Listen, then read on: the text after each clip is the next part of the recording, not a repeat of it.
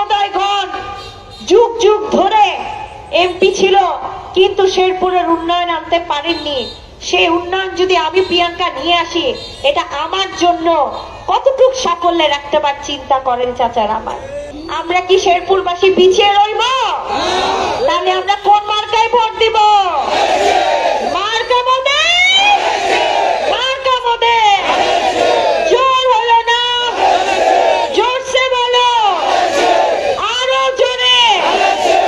অত চাচারা সকলে মিলে, পথচারী, সামনে যারা, গাড়িতে যারা, দোকানে যারা, দোকানের চাচারা, সকলে মিলে বলি সবাই আরো জোরে, অঙ্গ দলে, যুব দলে, শ্রমিক দলে, মাঠে ঘাটে, সকলে একসাথে। ধানের শীষের বাইরে সদরবাসী আর কোথাও যাবে? ফলের চাচারা শুনছে কি? তাহলে আমরা কোন মার্কায় ভোট দিচ্ছি? ধানের শীষ তো? ডাক্তার প্রিয়াঙ্কাকে সংসদে নিয়ে যাওয়া হবে তো? তাহলে ডাক্তার প্রিয়াঙ্কা আপনাদের জন্যই কাজ করবে, এটা আমার জন্য একটা বড় চ্যালেঞ্জ চাচারা।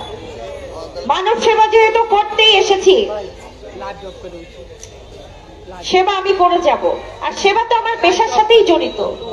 ইন্টার্নি যেদিন থেকে শুরু করি, সেই দিন থেকে আমি আমার কোন রোগীকে নাম ধরে ডাকি নাই। মহিলা রোগী হলে মা, পুরুষ রোগী হলে বাবা, মার বাবা বলেই ডেকেছি। আমার পেশা শুরু হয়েছে এভাবেই।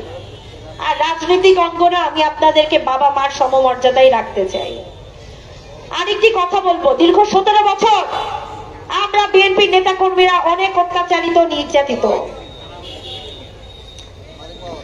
আমি প্রিয়াঙ্কা যেহেতু আপনাদেরকে বাবা মা বলে সম্বোধন করি, কাজেই অন্য কোন রাজনৈতিক দলের কর্মীরা যারা জুলাই হত্যাকাণ্ডের সাথে জড়িত নয়, তাদেরকে বিনা কারণে অন্যায়ভাবে মামলা দিয়ে জেলে রেখে প্রতিহিংসার রাজনীতি ডাক্তার প্রিয়াঙ্কা করবে না।